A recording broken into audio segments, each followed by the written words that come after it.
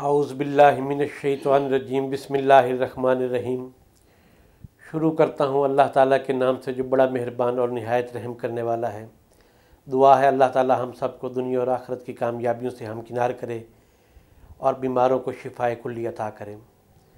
احباب، آپ کا دوست، آپ کا بھائی حکیم احمد رضا دیوان، آج آپ کے سامنے میں جس موضوع پر بات کرنا چاہتا ہوں وہ ایک عام سا مرض ہے۔ عموماً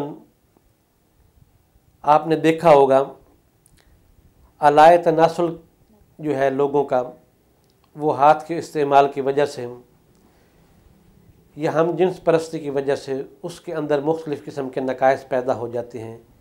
نفس کی شریانیں جو ہوتی ہیں، رگ پٹھے جو ہوتے ہیں وہ ڈھیلے پڑ جاتے ہیں۔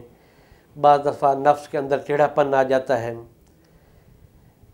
جب انسان کو اریکشن ہوتی ہے، شہوت آتی ہے، تو ہوتا عموماً ایسے ہے کہ انسان کے پردہ ذہن پر جب کوئی تصویر بنتی ہے تو دماغ جو ہے وہ دل کے ساتھ ریلیٹڈ ہوتا ہے۔ دماغ دل کو پیغام دیتا ہے، جس سے دماغ دل کو جب پیغام دیتا ہے تو دل کی رفتار تیز ہونا شروع ہو جاتی ہے۔ دل جو ہے وہ خون کو نفس کی طرف دھکیلتا ہے۔ لیکن جب دل کا صحیح کام کر رہا ہے، دماغ بھی صحیح کام کر رہا ہے، تو آپ کو وہ اریکشن نہیں ہوتی۔ اس کی وجہ یہ ہے کہ آپ نے اپنی طاقت اور توانائی کو اپنے ہاتھوں سے ضائع اور برباد کیا ہوتا ہے۔ نفس کے اندر ڈھیلا پن آ جاتا ہے، نفس کی رگیں جو ہوتی ہیں وہ کمزور پڑ جاتی ہیں، جس کی وجہ سے انسان کو شہوت کامل نہیں آتی۔ اور اس کا نتیجہ یہ ہوتا ہے جب آپ عورت کے نزدیک جاتے ہیں، اول تو سرے سے شہوت آتی ہی نہیں، اگر آئے بھی صحیح تو وہ مکمل نہیں ہوتی، جس کی وجہ سے عموماً مرد کو شرمندگی اور ندامت کا سامنا کرنا پڑتا ہے، اور یہ عام سی صورتحال ہے۔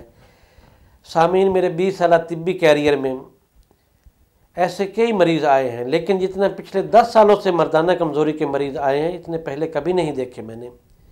اس کی وجہ ہی یہ ہے کہ سوشل میڈیا کا بے دریغ استعمال، عموماً جنسی بے راہ روی، فون پر بڑی طویل بات کرنا، اور یہ ساری صورتحال ہے۔ تو سب سے پہلی بات تو یہ ہے کہ میں ایسے دوست احباب کو یہ مشورہ دیتا ہوں کہ وہ اپنے خیالات کو جو ہے وہ درست کریں، اپنی طاقت اور توانائی کو بلا وجہ ضائع نہ کریں۔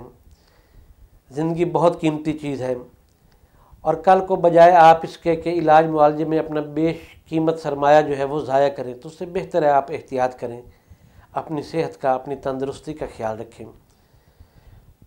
تو احباب، میں آپ احباب سے یہ گزارش کروں گا کہ میری ویڈیو کو لائک کر دیں، زیادہ سے زیادہ شیئر کریں، اور اسے سبسکرائب کر دیں تاکہ میری لیٹسٹ ہر ویڈیو آپ تک پہنچتی رہے۔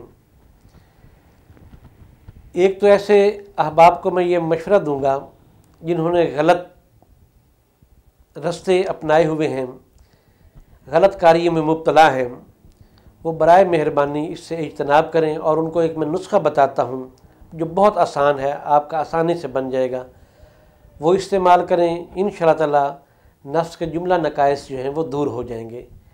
آپ نے روغن کنجد جو ہے وہ 50 گرام لینا ہے۔ اس میں 5 گرام ریگ ماہی، 5 گرام جنبی دستر اور 10 گرام آپ نے روغن مچھلی شامل کرنا ہے۔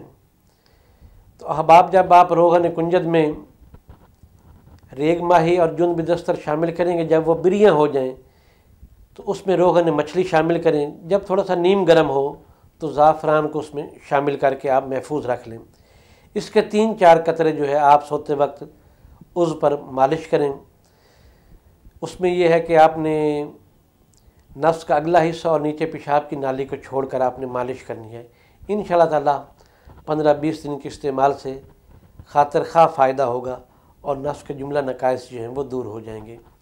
اجازت دیں حکیم احمد رضا دیوان کو۔ اللہ حافظ۔